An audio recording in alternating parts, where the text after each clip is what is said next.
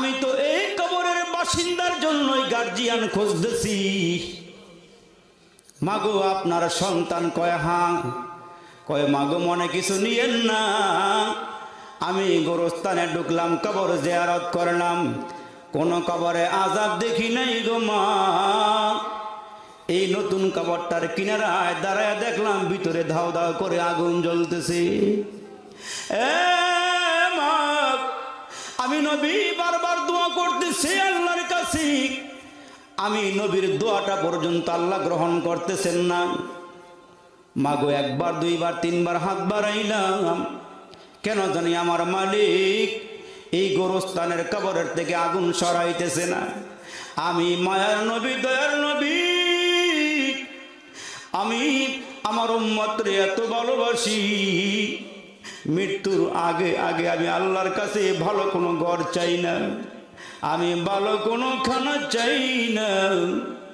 আম্মা যেন আয়েশা কয়, নবীজি আমার ঘরের মধ্যে আসলে পরে কত রাত আমি তাকায় দেখি গো, আমার নবী আকাশের দিকে তাকায়া তাকায়া কাঁদে, চোখের পানি দিয়া বুকটা ভাসায়া দেয়। আমার নবীকে ডেকে বললাম, নবীজি গো, আমি আপনার কুমারী স্ত্রী, আমার ঘরের মধ্যে এসে আপনি রাত যাপন করেন, আপনি কেন কাঁদেন? আমি কি আপনাকে আদর করতে জানি না? ওগো নবীজি, আপনি কি আমার আচরণে কোনো কষ্ট পান কিনা বলে? ওগো নবীজি, আপনার পবিত্র চেহারার মধ্যে চোখের কোণায় পানি দেখলে আমি আয়েশা সহ্য করতে পারি না। নবীজি, আমি কি আপনার মনে কোনো ব্যথা দিয়েছি কিনা বলেন? আপনি কেন কাঁদেন একটু বলবেন নি গো নবীজি? এমন কোন রাত নাই আপনি চোখ তাকায়া তাকাইয়া আপনি কাঁদেন না, কি হয়েছে বলেন? আমার নবী ডাক দিয়ে কয়, সারি তোমার কোনো আচরণে আমি কষ্ট পাই নাই রে আয়েশা। আমার কাদার কারণ হইলে একদিন জিব্রাইল কয়ে গেছে আমার উম্মত নাকি জাহান্নামের আগুনে জ্বলবে। আমি আমার উম্মতরে এত ভালোবাসি, আমি যা তোমারে বুঝাইয়া ভাষায় বলতে পারবো না রে আয়েশা। আমার নবী নতুন কবরের কিনারে দাঁড়াইয়া দাঁড়াইয়া কাঁদি। ওই বৃদ্ধা মহিলাকে ডাক দেয়া কয়, মারে আমি দেখতেছি নতুন কবরটার ভিতরে জাহান্নামের আগুন দাও দাও করে জ্বলতেছে। মাগো, এই জন্য তো আমি গার্জিয়ান তালাশ করতেছি, তোমার কি হয় বলো? ওই মহিলা চোখের পানি গুরুজ ধরে কাঁদি আর বলে, নবীজি গো, এটা আমার সন্তান, আমার একটা মাত্র সন্তান, তার বাবা পেটের মধ্যে রাইখা মারা গেছে। এই সন্তানটা দুনিয়াতে আসার পর আমি মার খানা জুটাইতে পারি না, পরের বাড়িতে কাজ করে করে করে করে নিজে নিজে চলি, এই সন্তানটারে দুধ পান করাই। ওগো নবীজি, সন্তানটা আস্তে আস্তে আস্তে আস্তে বড় হইতেছে, আমি তারে লেখাপড়া করাইলাম। ওগো নবীজি, এই সন্তানকে লেখাপড়াইয়া করাইয়া বড় হইল। একদিন আমার অজান্তে ছেলেটা বিয়ে করে পালাইছে গো নবীজি। আমি মারে একটা বার বলে নাই, বিয়ে করে পালাইছে নবীজি। আমি মনে দুঃখ নেই নাই, মনে কোনো কষ্ট নেই নাই গো নবীজি। আমার একমাত্র সন্তান বিয়ে করেছে, আমার কোনো দুঃখ নাই, ব্যথা নাই। কিন্তু নবীজি গো, বৌমাটারে যখন ঘরের মধ্যে নিয়ে আসছে, কিছুদিন ভালোই চলতেছিল, কিন্তু দেখা যায় গো নবীজি, বৌমাটা পুরাতন হয়ে যাওয়ার পর আমার সঙ্গে খারাপ আচরণ করে, এমনকি আমারে মারতেও হাত উঠায়। নবীজি মাঝে মাঝে আমারে ঘর থেকে ধাক্কা দিয়ে বের করিয়া দেয়। আমি ছেলের কাছে কোনোদিন আমি বিচার দাবি করি নাই, বিচার দিই নাই, নীরবে সহ্য করি গো নবীজি। কিন্তু একদিনকার ঘটনা হইল, বৌমা আমার সঙ্গে মুখে মুখে তর্ক করতেছে। ছেলেটা ঘরের মধ্যে আইসা দেখে আমার সঙ্গে তার বিবি তর্ক করতেছে, বিবির পক্ষ নিয়ে। ছেলেটা আমার পক্ষ নেই, বৌমার পক্ষ নিয়া আমি ঘরের দরওয়াজার সামনে দাঁড়ায় ছিলাম। আমার গলার মধ্যে এমন জোরে ধাক্কা দিছে গো নবীজি, আমি মা দাঁড়াইয়া থাকতে পারি না। একটা ধাক্কা দিয়ে আমার ঘরের থেকে বাইরে পালাইয়া দিয়েছে গো নবীজি। আমি গৈরাইয়া অনেকক্ষণ পর্যন্ত গেলাম। ছেলের বউটা আমার ধরও নাই, ঘরও নেয় নাই। সারা রাত আমি অন্যের ঘরের মধ্যে কাটাইলাম। ওগো নবীজি, ছেলেটা বৌমা নিয়া আরামে ঘুমায়া গেল। এদিক দিয়ে আমার সন্তান আমার কোনো খোঁজখবর নেয় না। হুজুর গো, আমি দুঃখ করি, কষ্ট করি, সন্তানকে কোনোদিন বুঝতে দেই নাই। ওগো নবীজি, ছেলে যখন আমার গলায় ধাক্কা দিয়ে বাইরে পালাইয়া দিয়েছে, ওগো নবীজি, আমি আর সহ্য করতে পারি নাই। ও নবীজি, আমি হাত বাড়ায় ফেলেছি, আল্লাহকে ডাক দিয়ে বলেছি, মালিক, আমার সন্তান আমার গলায় ধাক্কা দিয়ে বাইরে ফেলে দিয়েছে। ওগো মালিক, একটা মাত্র সন্তান আমার, ওগো রব, একটা মাত্র সন্তান আমার, তবে তোমার কাছে হাত বাড়ায় বিচার দিচ্ছি, এই সন্তানটাকে দুনিয়াতে কোনো শাস্তি দিও না। দুনিয়াতে শাস্তি দিলে আমি মা সইতে পারবো না। আল্লাহ কবরে তারে জাহান্নামের আগুনে জ্বালাইও। হুজুর গো, আমার আল্লাহ আমার দোয়া কবুল করে নিয়েছেন। আমার নবী ডাক দিয়ে কই, মাগো, তুমি যদি মাফ না করো তোমার সন্তানের কবরের আগুন নিভবে না।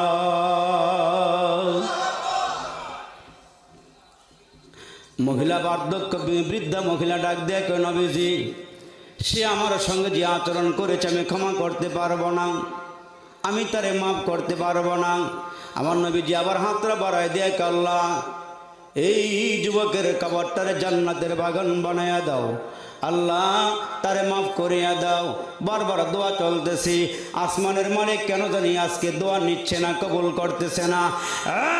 যুবক ভাইরা রে, বারবার রসুল বলে, আম্মা গো, সন্তানটারে মাফ করিয়া দেন, আপনি মাফ না করলে আমার আল্লাহ কবরের আগুন নিভাবে না। মুসলমান ভাইরা রে, আমার মহিলা এমন আঘাত পাইছে মনের মধ্যে, ডাক দিয়া কয়, নবীজি, তার কবরটা জাহান্নামের আগুন দিয়া ভরপুর হইল, আমার একটুও দয়া হয় না, আমার একটু মায়া লাগে না।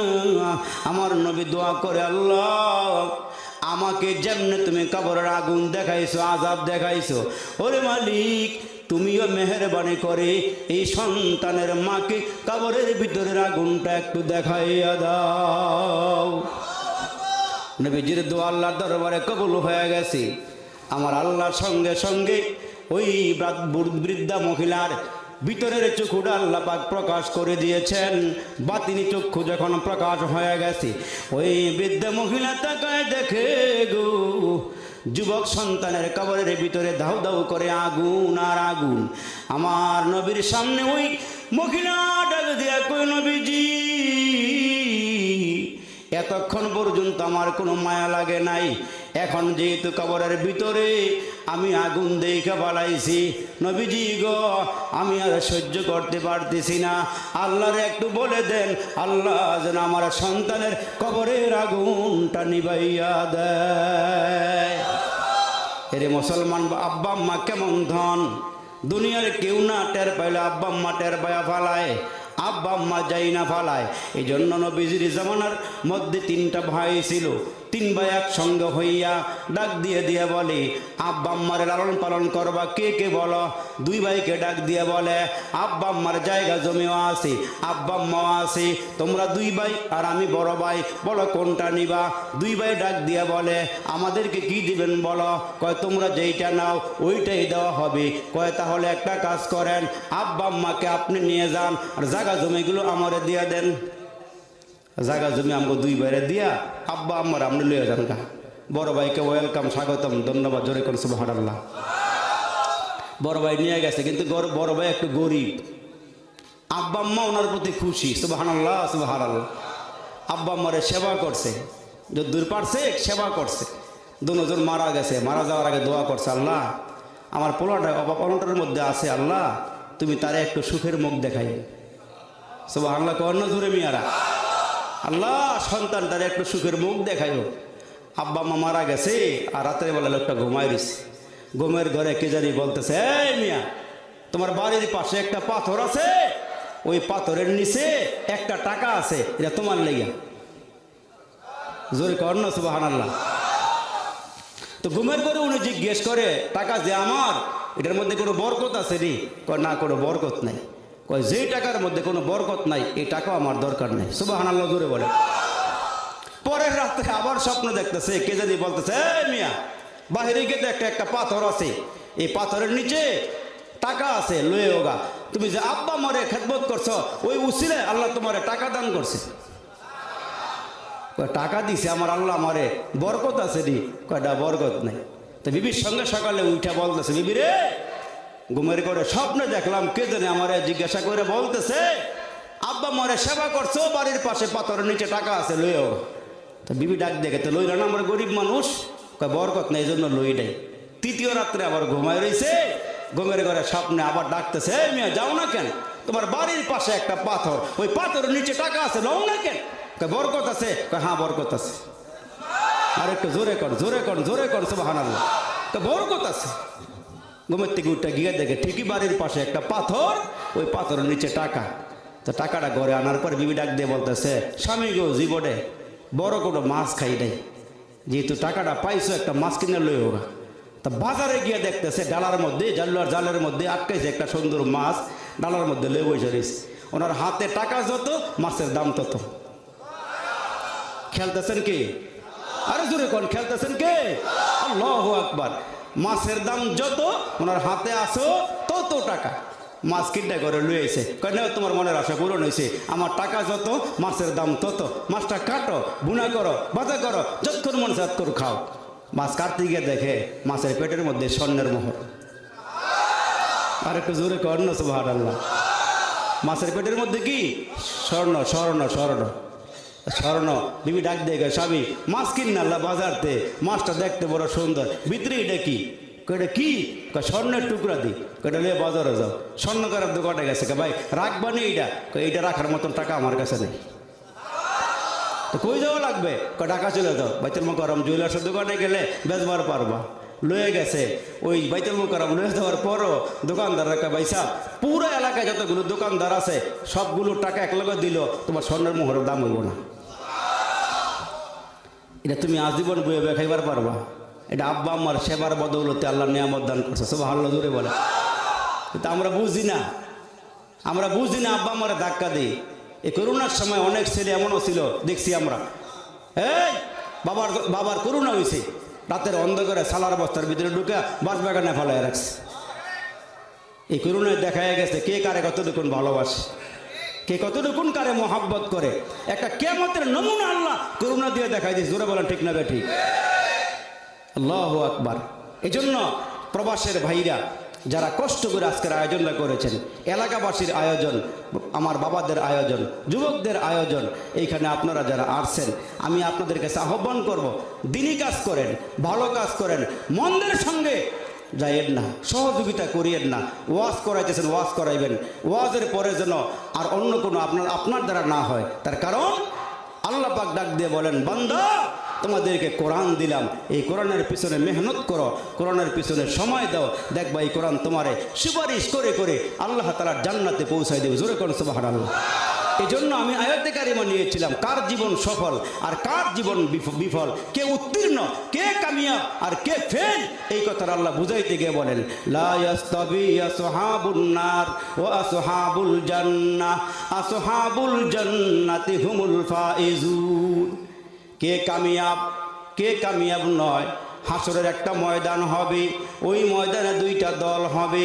একটা দল হবে জান্নাতি, আর একটা দল হবে জাহান্নামী। আসহাবুল ইয়ামিন মা আসহাবুল ইয়ামিন ও আসহাবুশ শিমাল মা আসহাবুশ শিমাল। এক দল হবে জান্নাতি, ডান হাতে আমলনামা পাবে, এরা হাসতে হাসতে আল্লাহর জান্নাতে চলে যাবে। আর একটা দল হবে জাহান্নামী, এদের বাম হাতের মধ্যে আমলনামা, এত সহজে নয়, পেটের ভিতর দিয়ে ঢুকাইয়া পিছন দিক দিয়ে বাইর করিয়া হাতরা বাইঙ্গা চুইরা তারপরে হাতের মধ্যে আমলনামা দেওয়া হবে। ওই দিন মানুষগুলো আফসোস করবে আর বলবে, কি করলাম রে, কি করলাম রে, কি করলাম, সোনার যৌবন হেলায় খেলায় খোয়াইলাম তারে না রে, কইরা কইরা জীবন কাটাইলাম, আমরা সবাই জান্নাতেরই রাস্তা হারাইলাম। এই জন্য কত সুন্দর করে কবি ডাক দিয়া বলেন, মাটি করো না মাটির তরে তোমার মহৎ জীবনটারে, মাটি করো না মাটির তরে তোমার মহৎ জীবনটারে, জীবন যৌবন দাতা যিনি বিলাও জীবন তাহার তরে। এই জীবন দিয়েছেন কে? বড় করে বলেন, জীবন দিয়েছেন কে? জীবন দিয়েছেন আমার আল্লাহ, আবার মরণও দিবেন, সেই আল্লাহই মরণ দিবেন। কিন্তু মাঝখানের সময়টা হচ্ছে পরীক্ষা। মাঝখানের সময়টা কি? মাঝখানের সময়টা হচ্ছে পরীক্ষা। এই পরীক্ষা করে আল্লাহ দেখেন কে ভালো কাজ করে, আইয়ুকুম আহসানু আমালা, কারা কারা ভালো কাজ করে আর কারা কারা মন্দ কাজ করে। আমার মায়েরা যারা পর্দার আড়ালে আছেন ভালো করে খেয়াল করে শোনেন, মাগো আপনাদের মতো নারীদেরকে আল্লাহ পাকের রসুল বলেছেন, নারীরা কয়েকটা কাজ করবে। 1 নম্বরে 5 ওয়াক্ত নামাজ পড়বে, 2 নম্বরে রমজান মাসে রোজা রাখবে, 3 নম্বরে স্বামী থাকলে স্বামীর খেদমত করবে, 4 নম্বরে বাহিরে বের হলে পর্দা সহকারে বের হবে, পরপুরুষের সামনে চেহারাটা দেখাইবে না, আর নিজের লজ্জাস্থানকে যারা হেফাজত করবে। এই কয়েকটা কাজ করে যে নারীরা মারা যাবে, রসুল বলেন নারীরা মরতে দেরি হবে, আল্লাহ পাকের জান্নাতের মধ্যে যাইতে দেরি হবে না। মহিলাদেরকে বেশি কাজ দেওয়া হয় নাই, অল্প কাজ দেওয়া হয়েছে। স্বামীরে সন্তুষ্ট রাখা, স্বামীর মনে কোনো কষ্ট না দেওয়া, স্বামী যখন যা এনে দিবে আলহামদুলিল্লাহ বলিয়া গ্রহণ করে নিবে, স্বামীর মনে কোনো দুঃখ দিবে না, স্বামীর মনে কষ্ট দিবে না, ইমানটারে মজবুত করে রাখবে। ইমানটা মজবুত থাকলে পরে ওই ইমানি হালাতে মরণ হইলে ওই ইমানদার মহিলাদেরকে আল্লাহ পাক জান্নাতের নিয়ামত দান করবেন। সুবহানাল্লাহ, সুবহানাল্লাহ। এই জন্য আমার মায়েরা যারা আছেন, আল্লাহ তাআলা আপনাদের জন্য ওয়াজ করছেন, ওয়াকরনা ফি বুয়ুতিকুন্না ওয়ালা তাবাররাজনা তাবাররুজাল জাহিলিয়াতিল উলা। হে নারীরা, বর্বর যুগের নারীদের মতো উলঙ্গ অর্ধ উলঙ্গ হয়ে রাস্তায় বের হইও না, তোমরা জমিনের মধ্যে চলাফেরা করবা, পর্দা সহকারে চলাফেরা করবা। কারণ ফাতেমা যেদিন মারা যাবে, নবী কন্যা মেয়ে ফাতেমা, আল্লাহু আকবার, রমজান মাস রোজা রেখেছেন, স্বামীর সঙ্গে উইটা সেহরি করে খেয়েছেন। হযরত আলী চলে গেছে মসজিদে নামাজ পড়তে, আর এদিক দিয়া নবী কন্যা হযরতে ফাতেমা উনিও ফজরের নামাজ পড়ে। অন্য অন্য দিনে নামাজের মুসল্লায় বসে বসে বসে বসে তুসবিহ তাহলিল পড়ে আর কোরআন তেলাওয়াত করে। আজকে দেখা গেল উনি কোরআন তেলাওয়াত করে নাই, উনি ঘরের মধ্যে স্বামীর এবং 2 সন্তানের যতগুলো জামা কাপড় ছিল সবগুলো জামা কাপড় ভিজাইছে ধোয়ার জন্য, আর রুটি বানাইবার জন্য খামিরা বেশি করে একলগে জমা করছে রুটি বানাইবার জন্য। আর ঘরের মধ্যে যে একটা কাজের মেয়ে ছিল, শেষ মুহূর্তে বলতেছে, তুমি একটা কাজ করো, আমার চৌকিটা মাঝখানে, ঘরের মাঝখানে এনে দাও। হযরতে আলী রাদিয়াল্লাহু তাআলা আনহু সকালের ফজরের নামাজ পড়ে মসজিদ থেকে যখন ঘরে আসছে, অন্য অন্য দিন আয়েশা দেখে ফাতেমা নামাজের মুসল্লায় বসা থাকে, আজকে নামাজের মুসল্লার মধ্যে নাই। অনেক ঘোরাঘুরি করে খুঁজে খুঁজে গিয়া দেখে রান্নাঘরের মধ্যে পানি গরম করতেছে আর কাপড়গুলো ভিজাইতেছে। বলতেছে, এ ফাতেমা, অন্য অন্য দিন তুমি তো সকালবেলা ফজরের নামাজ পড়ে, তাহাজ্জুদ পড়ে, ফজর নামাজ পড়ে তুমি নামাজের মুসল্লায় বসে বসে জিকির আজকার করো, তাসবিহ তাহলিল আদায় করো, আজকে এমন করতেছো কেন? ওই মুহূর্তে ফাতেমা ডেকে বলতেছে, স্বামী শোনো, আমি গতকালকে রাতে স্বপ্নে দেখলাম অন্ধকারের মধ্যে আমার আব্বা কারা জানি তালাশ করতেছে। সুবহানাল্লাহ, কন্যা মেয়েরা। তা খুঁজতে খুঁজতে আমারে পাইছে। আমি জিজ্ঞেস করলাম, বাবা অন্ধকারে আপনি কি খোঁজেন? কয়, ফাতেমা আমি তো তোমারই খুঁজতেছি। তো বাবা আমারে খোঁজেন কেন? কয়, তুমি তো আজকে সেহরি খেয়েছো স্বামীর সাথে, আলীর সাথে, সুসংবাদ দেওয়ার জন্য আসছি, ইফতার করবা তুমি আমার সাথে। আর একটু জোরে বলেন, ইফতার করবে আমার সাথে। আল্লাহু আকবার। তো হযরতে আলী হাউমাউ করে কাঁদে আর বলে, তোমাকে আমি হারায় ফেলাবো? ফাতেমা বলতেছে আমার 6 মাস পূর্ণ হয়ে গেছে, আমার আব্বা বলে গেছে ফাতেমা আমি মরার ইন্তেকাল করার 6 মাস পরে তোমার সঙ্গে আমার দেখা হবে। হজরতে হাসান হোসাইন ঘরে আসছে, দেখে মা কাঁদে একদিকে, বাবা কাঁদে অন্যদিকে, দুজনেই কান্না রোল ফালাই দিছে, কাঁদতে কাঁদতে বেহুশ হয়ে গেছে। এই মুহূর্তে ফাতেমা বলতেছে হাসান হোসাইন তোমরা একটা কাজ করো, নানার সঙ্গে একটু রওজা পাকে দেখা করে আসো। সুবহানাল্লাহ বলেন। দুই নাতি হাসান হোসাইন নানারে গিয়ে সালাম দেয়, নবীজি রওজার ভিতর থেকে কথা বলে। দুই নাতি ছাড়া যারা জায়রিন আছে নবীর রওজা জিয়ারত করে তারা কোনো কিছুই শুনতে পায় না, অথচ দুই হাসান হোসাইন দুই নাতি নবীর গিয়ে সালাম দিলে নবী উত্তর দেয়, এরা কথা বলে নবী শুনে, নবী কথা বলে এরা দুই ভাইয়ে শুনে। সুবহানাল্লাহ করে বলে আল্লাহু আকবার, আল্লাহু আকবার। কিছুক্ষণের মধ্যে নানা ডাক দিয়ে বলতেছে হাসান হোসাইন তোমরা এই টাইমে এখানে কেন আসছো, তোমরা ঘরে ফিরে যাও। কয় মা পাঠাইছে আপনার সঙ্গে দেখা করতে। কয় তাড়াতাড়ি কইরা ঘরে চলে যাও, তোমার মাকে কিছুক্ষণ পরে আর পাইবে না, জীবনের শেষবারের মতো মাকে একটু দেই খেলাও, কিছুক্ষণের মধ্যে তোমার মা আল্লাহর ডাকে সাড়া দিয়ে চলে আসবে, আমার সঙ্গে ইফতার করবে। জোরে কোন সুবহানাল্লাহ। ওই ফাতেমা স্বামীকে ডাক দিয়ে স্বামী তুমি একটা কাজ করো, আমি মারা গেলে তুমি একটা বিয়ে করে নিও, ভালো মেয়ে দেখে বিয়ে করে নিও, আর একটা কাজ করো 6 দিন তোমার নতুন বউকে সময় দিও, আর একটা দিন হাসান হোসাইনকে সময় দিও, একটা দিন হাসান হোসাইনকে বউকে লইয়া একটু ঘুমাইও, আর একটা কাজ করো তোমার 2 সন্তান লইয়া আর তুমি আমাকে জানাজা পড়াইয়া আমারে কাফন পরাইয়া কবরে নামাইয়া দিও। বেশি লোকের সমাগম কইরো না, করাইও না, কারণ এরা আমার জিন্দিগিতে কোনোদিন দেখে নাই, কিন্তু আমার জানাজা পড়তে আসলে এরা দেখবে আমার বডিটা কতটুকু লম্বা ছিল, আমি মোটা ছিলাম না চিকুন ছিলাম। অতএব এগুলো দেখার দরকার নাই, আমি মরার পরেও আমার যেন পর্দা ঠিক থাকে, তাইলে একটা কাজ করো, সেটা হলো তোমার 2 সন্তান নিয়ে আর তুমি আমাকে তুমি সহ আমাকে নামাজ পড়াইয়া কবর দিয়া ফলাইও। এই 3 জন তো খাট ধরতে লাগে কয়জন? আরে কথা কোন মেয়েরা, কয়জন লাগে? 4 জন লাগে। আছে লোক কয়জন? হজরতে আলী চিন্তা করে খাটটা ধরতে তো 4 জন লোক লাগবে, আরেকজন পাই কই? ইন্দিমে টাইমে তাকায়া দেখে হজরতে আবু যর গিফারি দৌড়াইয়া আসতেছে। আরেকটু জোরে কর সুবহানাল্লাহ। আবু যর গিফারি দৌড়াইয়া আসতেছে, বলতেছে আবু যর তুমি কেন আসছো? আমার নবী পাঠাইছি তোমার বিবি মারা গেছে, খাটিয়াটা ধরার লাগে, জানাজায় হাজির হওয়ার লাগে। দেখেন মৃত্যুর সময় ফাতেমা গিয়া বলতেছে আমারে দাফন করবা, বেশি লোক সমাগম করো না, আমার পর্দার জন্য ব্যাঘাত না ঘটে। আমার মায়াদেরকে পায়ে হাত দিয়ে বলবো মাগো তুমি একদিন মরবা, মরার আগে আগে পর্দা সহকারে জমিনে চলাফেরা করো, পরপুরুষের সামনে সাজসজ্জা করে যাইও না, পরপুরুষের সামনে মিষ্টি মিষ্টি আলাপ করো না। মাগো পরকীয়া দেশ ভরে যাইতেছে, কোথাও মুসলমান শান্তি নাই, চতুর্দিকে দেখা যাইতেছে আজকে অশান্তির আগুন ধাউ ধাউ করে জ্বলতেছে। ঠিক কিনা করে বলেন? এ মুসলমান বাইরে খেয়াল করে শোনো, দৈনন্দিন মুয়াজ্জিন 5 বার ডাক দেয় রে, হাইয়া আলাস সালাহ, হাইয়া আলাস সালাহ, হাইয়া আলাল ফালাহ, হাইয়া আলাল ফালাহ। মুয়াজ্জিন আল্লাহর ঘোষণা দেয়, এটা মুয়াজ্জিনের ঘোষণা নয়, এটা আমার মালিকের পক্ষ থেকে আওয়াজগুলো মুয়াজ্জিন শোনায়া দিচ্ছি। আসো নামাজের দিকে আসো, আসো কামিয়াবের দিকে আসো। কিন্তু আমরা আল্লাহর ঘর মসজিদে যাই না, চায়ের দোকানে বৈশা গল্প গুজব করি, এদিকে সেদিকে ঘোরাফেরা করি, মসজিদে যাই না, নামাজের মধ্যে আমরা হাজিরা দেই না। আমার আল্লাহ ডেকে বলেন বান্দা এমন একটা সময় আসবে তোমার আমারে ডাক দিব, আমি আল্লাহ শুনবো না কেন? আমি মুয়াজ্জিন দিয়া ডাক দেওয়াইছিলাম, তোমরা আমার ডাকে সাড়া দাও না। এই বান্দা তোমাদের কত সময় হাতে ছিল, এই বান্দা নামাজের টাইম হইলে তুমি ঘোরাফেরা করেছ, বেহুদা তুমি ঘোরাফেরা করেছো, অথচ ওই সময়টা তোমার হাতের মধ্যেই ছিল অবসর টাইম, নামাজের মধ্যে যাইতে পারতা, তুমি যাও নাই। কিন্তু হাসরের কঠিন ময়দানে জাহান্নামের ফেরেশতারা যখন হাতের মধ্যে বেরি লাগাবে, পায়ের মধ্যে বেরি লাগাবে, আর আমার আল্লাহ বলবেন ফাখুজুহু ফাগুল্লু, খুজুহু ফাগুল্লু, ধরো তারে হ্যান্ডকাপ লাগাইয়া জাহান্নামের দিকে টানা হেসরা করিয়া নিয়ে যাও।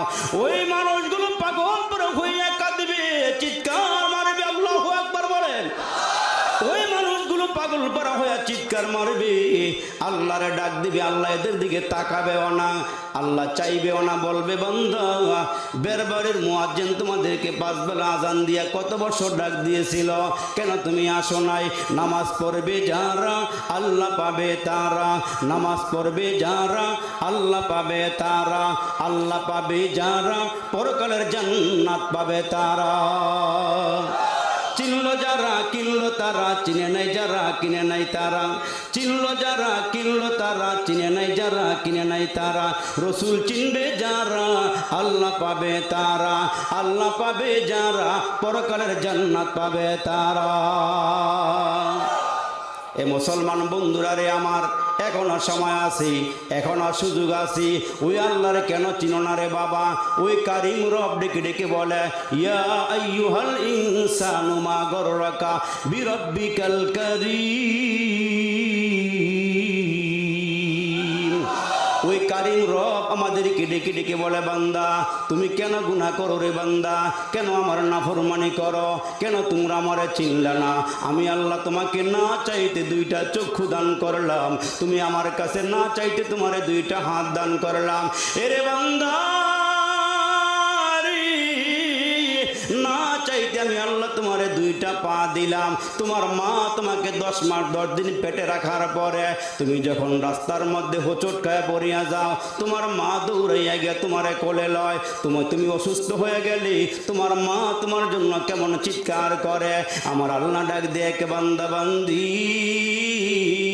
তোমার মা তোমারে হাত দেয় নাই, তোমার মা তোমারে পা দেয় নাই, তোমার মা তোমারে চক্ষু দেয় নাই, আমি আল্লাহ দিয়েছি। ওই আল্লাহ ডেকে ডেকে বলে, ছোট্ট কালে আমি জানি তুই যখন মার পেটের মধ্যে ছিলি এই জিহ্বাটা দিয়ে আমারে ডাক দিবি, এই জন্য মায়ের পেটে কোনো নাপাক খানা আমি খাওয়াই নাই, পেটের মধ্যে ঢুকাইয়া দিয়া রে বান্দা মায়ের নাভির থেকে তোর নাভি পর্যন্ত একটা তার ফিট করে দিয়ে আমি আল্লাহ তোরে কত খানা খাওয়াইছি। এই বান্দা তোরে খানা খাওয়াইয়া পেটের মধ্যে আস্তে আস্তে বড় করলাম। আর দুনিয়াতে আসার পরেও যখন তোর মার গর্ভের থেকে তুই জমিনে আগমন করলি, আমি আল্লাহ তোরে বারবার বুঝাইলাম তোর দুনিয়াতে যাওয়া লাগবে, কিন্তু তুই পেটের ভিতরে থাইকা বলছিলি আল্লাহ আমি যেখানে আছি আমি ভালো আছি, আমার দুনিয়াতে যাওয়ার দরকার নাই। আল্লাহ বলেন তুই তো আসস না, আমি আল্লাহ তোরে বের করে নিয়ে আসছি। আল্লাহু আখরাজাকুম মিন বুতুনি উম্মাহাতিকুম লা তা'লামুনা শাইআ। এ বান্দা তুই তো মেম্বার ছিলি না, চেয়ারম্যান ছিলি না, হুজুর ছিলি না, মুসল্লি ছিলি না, দামি মানুষ ছিলি না, বেদামি মানুষ ছিলি। দুনিয়াতে আসার পরে ওই সন্তানটা আব্বাও চিনে না, মাও চিনে না, ঠিক কিনা জোরে কোন? নাকি আপনারা আমি চিনছিলাম ছোট কালে? চিনলাম না। আল্লাহ পাক ডাক দিয়া, কে বান্দা কান্দিস না। প্রথম যেদিন তুমি এসেছিলে ভাবি কেঁদেছিলে তুমি একা, হেসেছিল সবই। এমন জীবন করো হে গঠন, মরিলেও হাসিবে তুমি, কাঁদিবে ভুবন। বাচ্চাটা জমিনে আসার পরে ক্রন্দন করেছিল, কেঁদেছিল। কেন কান্না করলো? কেন কান্না করলো?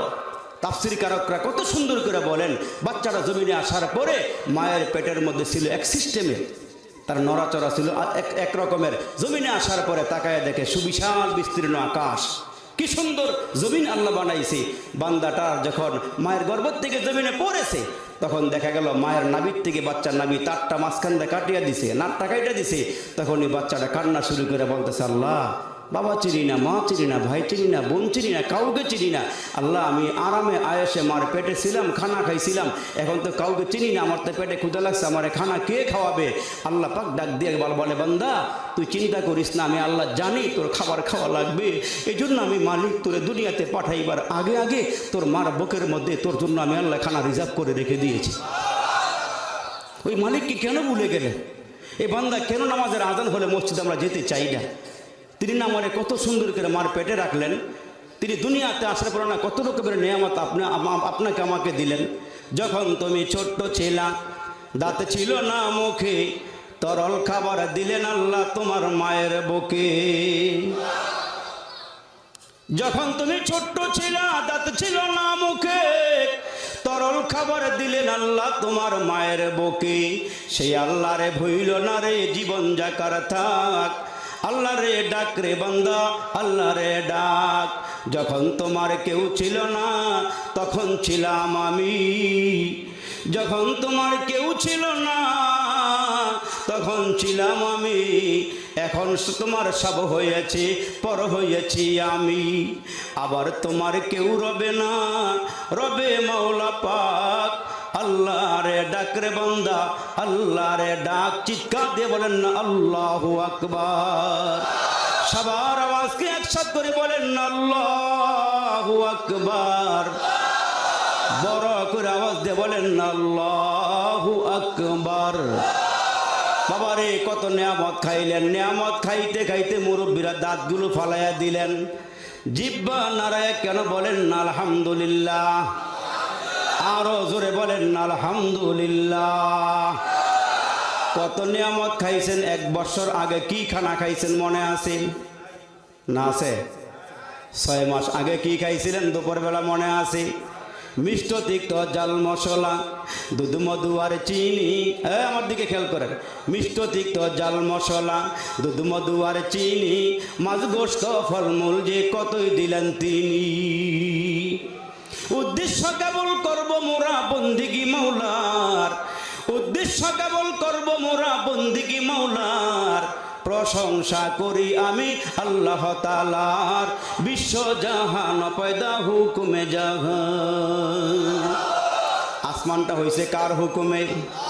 জোরে আওয়াজ দিয়ে বলেন না কার হুকুমে? জমিনটা বানাইছে কি? আপনারে আমারে বানাইছেন কি? সব কিছু যিনি বানাইলেন, যদি আল্লাহরে জিজ্ঞেস করি, আল্লাহ সাগর বানাইতে গিয়া এত গভীর করে সাগর করলেন, আল্লাহ সাগরের মাটি কাটতে গিয়া কয় হাজার ডেজার লাগাইছেন? আল্লাহ এই বেরবাড়ি এলাকায় ছোট ছোট পাহাড় আছে। সৌদি আরবে গিয়ে দেখলাম বড় বড় পাহাড়, কুমিল্লা লালমাই গিয়ে দেখলাম পাহাড়। আল্লাহরে জিজ্ঞাসা যদি করি, আল্লাহ এই পাহাড়ের মাটিগুলো একত্রিত করতে গিয়া কয় হাজার শ্রমিক লাগাইছেন? আল্লাহ আসমানটা বানাইছেন, একটা খুঁটিও দেন নাই। ওগো মালিক জমিনটা সুন্দর করে বিছানা বানাইছেন, এইটাকে সমতল করতে গিয়া কয় হাজার শ্রমিক লাগাইছেন? আমার আল্লাহ ডাক দিয়ে কয়, মানুষ তোমারও বানাইতে গিয়া গলা পর্যন্ত আমি আল্লাহ ফেরেশতা দিয়া বানাইলাম। তোমার এই জমিনে শোয়া রাখলো, রাখার পরে দিয়া ফেরেশতারা ডাক দিয়ে আল্লাহ আমাদেরকে আদম বানাইতে বলেছ, আল্লাহ হাত দিলাম, পা দিলাম, আল্লাহ অঙ্গ প্রত্যঙ্গ দিলাম, সে কি মানুষ হয়ে গিয়েছে নাকি?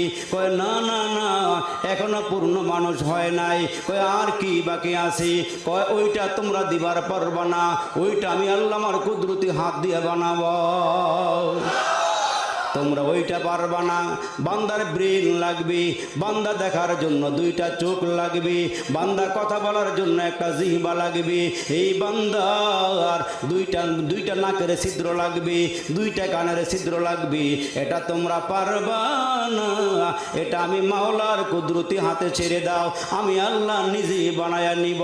এই জন্য দেখা যায় কত মানুষ এখানে হাজির হয়েছেন, আমার দিকে কত মানুষ হাজির হয়েছেন, একজনের চেহারার সঙ্গে আর একজনের চেহারার কোনো মিল নাই। একই মায়ের পেটের থেকে রে বন্ধু, 5টা ভাইয়ের আগমন, 4টা বোনের আগমন, 3টা ভাইয়ের আগমন, 2টা বোনের আগমন। দেখা গেল একই ফ্যাক্টরির থেকে বের হয়েছে। তাকায়া দেখি চেহারা সুরতের মধ্যে কোনো মিল নাই। আওয়াজ করে বলেন সেই কারিগরটা কি? আচ্ছা মানুষ বলো দেখি রাত্র কেন কালো? এখন রাত্র কালো না ফর্সা? আরো জোরে, আলো না অন্ধকার? আচ্ছা মানুষ বলো দেখি রাত্র কেন কালো? সূর্যমণি কোথায় থেকে পেল এত আলো? কে দিছেন? আরো জোরে বলেন, একসাথে আওয়াজ দিয়ে বলেন। পশু পাখি কয় না কথা, মানুষ কেন কয়? পশু পাখি কয় না কথা, মানুষ কেন কয়? আচ্ছা মানুষ বলো দেখি কেমন করে হয়? কে বলান? গরু ছাগলে হাম্বা হাম্বা করে, আমরা কথা বলি, কুকুর গেউ গেউ করে, ও মুসলমান মোরগ টেও টেও করে। আরো জোরে, আরো জোরে বলেন। দুধ কেন এত সাদা, মরিচ কেন ঝাল? দুধ কেন এত সাদা, মরিচ কেন ঝাল? আমগুলো সব পাকলে পরে কেমনে হয় তা লাল? এই গাছের মধ্যে আম পাকতে লাল করেন কে? না আমাদের সরকারে করে, আগের সরকারে করছিল। সাফাই করে দিয়ে গেছিল যে মরে গেছে গা, কে করেন? আল্লাহ পাকের নামটা জোরে নেন না, কে করেন? দুধ কেন এত সাদা, মরিচ কেন ঝাল, আমগুলো সব পাকলে পরে কেমনে হয় তা লাল, কে করেন? ডিমগুলো সব একই রঙের, পার্থক্য নাই মোটেই, সাদা কালো বাচ্চাগুলো কেমন করে ফুটি। ডিমের ভিতরে তাকায় দেখেন সব ডিমের কুসুম এক রকমের, পানি এক রকমের, অথচ তাকায় দেখি বাচ্চা ফুটলে কোনোটা সাদা, কোনোটা লাল, কোনোটা কালো, ঠিক কিনা জোরে বলেন? ডিমগুলো সব একই রঙের, পার্থক্য নাই মোটে, সাদা কালো বাচ্চাগুলো কেমন করে ফুটে। আমরা সবাই বাস করি ভাই এই দুনিয়ার রঙে, হাতের লেখা মুখের চেহারা মিলে না কারো সঙ্গী, আর মিলে না গলার কণ্ঠ বৃদ্ধাঙ্গুলের টিপ, আর মিলে না গলার কণ্ঠ বৃদ্ধাঙ্গুলের টিপ। আল্লাহ তাআলা একজন আছেন, প্রমাণ হলো ঠিক। হুয়াল হাইয়ুল কাইয়্যুম লা তাখুযুহু সিনাতু ওয়ালা নাওম আল্লাযী খালাকাল মাউতা ওয়াল হায়াতা লিয়াবলুয়াকুম আইয়ুকুম আহসানু আমালা। আল্লাহ বলে আসমান বানাইছি আমি, জমিন বানাইছি আমি, আসমানরে একটা খুঁটিও দেই নাই, মুসলমানরা আমি আল্লাহ খুঁটি বানায়া দিছি। না হারার মনে কোথায় গেছে কেমন হইতেছে, জোরে কয় না সুবহানাল্লাহ রে, আর একটু জোরে কন, আওয়াজ দিয়ে কন। আমার মুসলমান ভাইরা, আল্লাহ মুসলমানদের মোমেনদেরকে আসমানের খুঁটি বানায়া দিছি। নবীজি ডাক দিয়ে বলেন লা তাকুমুস সাআ হাত্তা ইউকালা ফিল আরদি আল্লাহ আল্লাহ। যতদিন পর্যন্ত এই বের বাড়িতে একজন মুসলমান মোমেন থাকবে, যার জবানে আওয়াজ থাকবে আল্লাহ আল্লাহ, আসমানটা যেমনে দাঁড়ায় আছে এমনি দাঁড়ায় থাকবে। আল্লাহু আকবার, আল্লাহু আকবার। মুসলমান বলতেছিলাম, ওই বাচ্চাটা মনে আসেনি, জমিনে পড়িয়া কান্না শুরু করিয়া দিল, আল্লাহ খানা খাবো কোথায় থেকে, আমি তো বাবা চিনি না, মা চিনি না। আল্লাহ ডাক দিয়ে কয় তুই জমিনে আসার আগে আগে আমি আল্লাহ তোর জন্য খানা রিজার্ভ করে রেখে দিয়েছি। এরে বান্দা তুই কত নিয়ামত খাইলি, মিষ্ট তিক্ত জাল মশলা, দুধ মধু আর চিনি, মাছ গোস্ত ফলমূল যে কতই দিলেন তিনি। উদ্দেশ্য কেবল করব মোরা বন্দিগি মাওলার, প্রশংসা করি আমি আল্লাহ তাআলার, বিশ্ব জাহান পয়দা হুকুমে জাহান। ইন্নামা আমরুহু ইযা আরাদা শাইআন আইয়াকুলা লাহু কুন ফায়াকুন।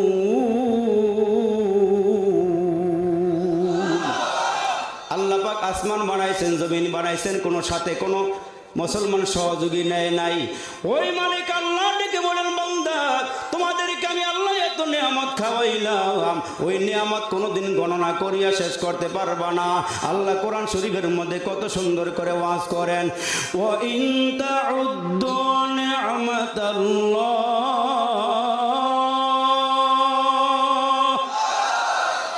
ওয়া ইন তাউদ্দু নি'মাতাল্লাহি লা তুহসুহা।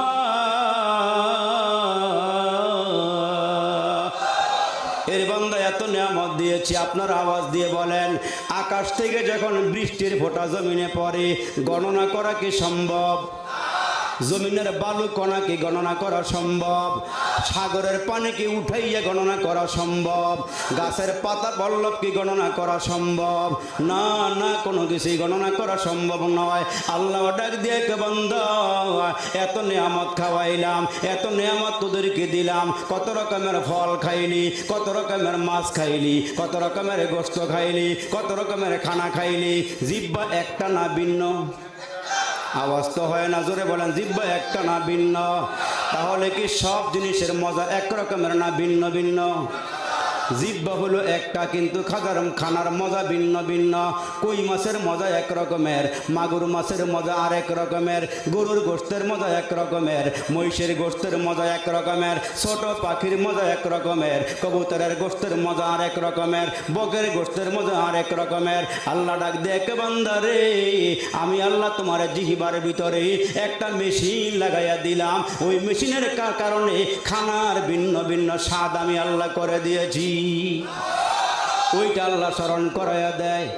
কষ্ট হইতেছে, খারাপ লাগতেছে, মনে হইতেছে আল্লাহ কত সুন্দর করে বলেন, আলম নাজআল লাহু আইনাইন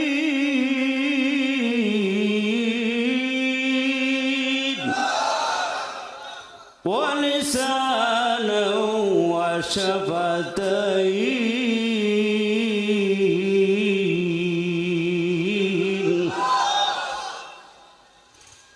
ওয়া হাদাইনাহুন নাজদাইন। এই সবগুলো নিয়ামত দিয়েছেন কি? নিয়ামত খাইয়া মুখ মুছবেন না, শুকরিয়া আদায় করবেন। কি জোরে কোন, আর একটু আওয়াজ দিয়ে কোন। এ মুসলমান ভাইরারি আমার, যদি আমরা শুকরিয়া আদায় করতাম তাহলে 24টা ঘন্টা আল্লাহর কুদরতি পায় আমরা সেজদা দিয়ে পড়িয়া থাকতাম, ঠিক কিনা জোরে বলেন। এ মুসলমান ভাইরা যারা পরকালের টেনশনে থাকি, পরকালের চিন্তা নিয়ে চলাফেরা করি, ওই মানুষগুলো কোনোদিন নামাজ কাজা করতে পারে না, নিজের বউডারে বেপরদায় চলাফেরা করাইতে পারে না, ওই লোকটা সুদ খাইতে পারে না, ওই লোকটা ঘুষ খাইতে পারে না, ওই লোকটা বাউল গানের পিছনে দৌড়াইতে পারে না, ওই লোকটা যাত্রা প্যান্ডেলের পিছনে দৌড়াইতে পারে না, ওই লোকটা খারাপ কাজের দিকে যাইতে পারে না। এই জন্য আপনার সামনে যখন কোনো খারাপ কাজ হবে, অবৈধ কাজ হবে, মুসলমান হিসাবে ওইটা বাধা দেওয়া আপনার উপরে ইমানি দায়িত্ব, ঠিক কিনা জোরে বলেন। এইটা হলো আপনার আমার ইমানি দায়িত্ব। এই জন্য আর বেশি লম্বা নয়, আর দুই একটা কথা আপনাদের সামনে আমি বলবো, তারপরেই দোয়া করে দিব। মুসলমান বাইরে আমার, ওই যে প্রবাসের বাইরে মা রাইখা বাবা রাইখা আজকে বিদেশের বাড়িতে পড়ে আসি, ছেলে মেয়ে রাইখা বিদেশের বাড়িতে পড়ে আসি। এই যে মুসলমান আমারে বারবার ওই যে আতাউর ভাই বারবার ফোন করে করে বলে, হুজুর আমার এলাকার মানুষগুলো বড় ভালো মানুষ, সবার সঙ্গে বড় সম্পর্ক ভালো, হুজুর একটু ভালো করে আপনি বুঝাইয়া দিয়েন, এরা যেন নামাজি হয়ে যায়, এরা যেন দিনদার হয়ে যায়, এরা যেন আব্বা আম্মার সেবা করে, আব্বা আম্মার সঙ্গে যেন এরা বেয়াদবি না করে, আর এরা যেন মৃত্যুকে বেশি বেশি করে স্মরণ করে। এই জন্য মুসলমানেরা রে, এ মুসলমান আপনি আর আমি এখানে আসছি, এই মাহফিল শেষ করিয়া বাড়িতে যাইতে পারবো, এই গ্যারান্টি কি আপনার আমার কাছে আছে? জোরে বলেন, আছে? ওই পিছনের কাছে মনে আছে? সবার কাছে মৃত্যুর কোনো গ্যারান্টি আছে? যে কোনো মুহূর্তে যে কোনো সময় আমাকে পাকড়াও করবে, আজরাইল আমাকে থাপা দিয়ে নিয়ে যাবে। রাজা হোক, প্রজা হোক, ধনী হোক, গরিব হোক, কেউ থাকতে পারবে না, থাকার জন্য আসেও নাই। কুল্লু নাফসিন যায়কাতুল মউত, মৃত্যুর স্বাদ আমাদেরকে একদিন গ্রহণ করতেই হবে। কেউ থাকে নাই, কেউ থাকতে পারবেও না। এই জন্য আমার ভাইরা যারা এখানে আসছো, যারা আব্বা আম্মা পাইছ, আব্বা আম্মারে একটু সেবা কইরু, আব্বা আম্মারে মোহাব্বত কইর। যাদের মাধ্যমে আমরা জমিন দেখলাম, যাদের মাধ্যমে চাঁদের আলো পাইলাম, যাদের মাধ্যমে সূর্যের আলো পাইলাম, যাদের মাধ্যমে আমরা দুনিয়াতে এসে নিয়ামত খাইলাম, ওই আব্বা আম্মা বড় মহা দৌলতের নাম। আব্বা আম্মার সেবা করবে যারা, আব্বা আম্মার খেদমত করবে যারা, তারাই আল্লাহ পাকের জান্নাতের মেহমান হয়ে যাবে। এই জন্য আমার মায়েদেরকে বলো, মাগো পর্দার ভিতরে চলে আসেন। আল্লাহ তাআলা যেন এই প্রবাসী ভাইদের উদ্যোগটা, এলাকাবাসীর আয়োজনটা আল্লাহ কবুল করে, আমরা বলি আমিন। ওয়াসসালাতু ওয়াসসালামু আলা সাইয়্যিদিল আমবিয়াই ওয়াল মুরসালিন ওয়া আলা আলিহি ওয়া সাহবিহি আজমাইন। ربنا ظلمنا أنفسنا وإن لم تغفر لنا وترحمنا لنكونن من الخاسرين. اللهم اغفر لنا فإنك خير الغافرين. اللهم ارحمنا فإنك خير الراحمين. اللهم انصرنا فإنك خير الناصرين. মওলাই করিম, তোমার কতগুলো আশিকিন জাকিরিন পাগল প্রেমিক বান্দা বান্দি নিয়ে মওলাই করিম ওলামা হযরতদেরকে সাথে নিয়ে রে মালিক, এলাকার পাকা পাকা দাড়িওয়ালা মুরব্বীরা, কলিজার টুকরা যুবকরা একসাথে হয়ে রে মালিক, ইয়া আল্লাহ তোমার শাহী দরবারে গুনার বোঝা নিয়ে কাঙ্গালের মতো ভিখারির মতো হাতগুলো বাড়ায় দিয়েছি। এরে মালিক, আমরা গুনাহ করতে জানি, ক্ষমা নেওয়ার মতন তুমি ছাড়া রে আল্লাহ আমাদের দুনিয়াতে আর কোনো জায়গা নাই রে মাহবুব।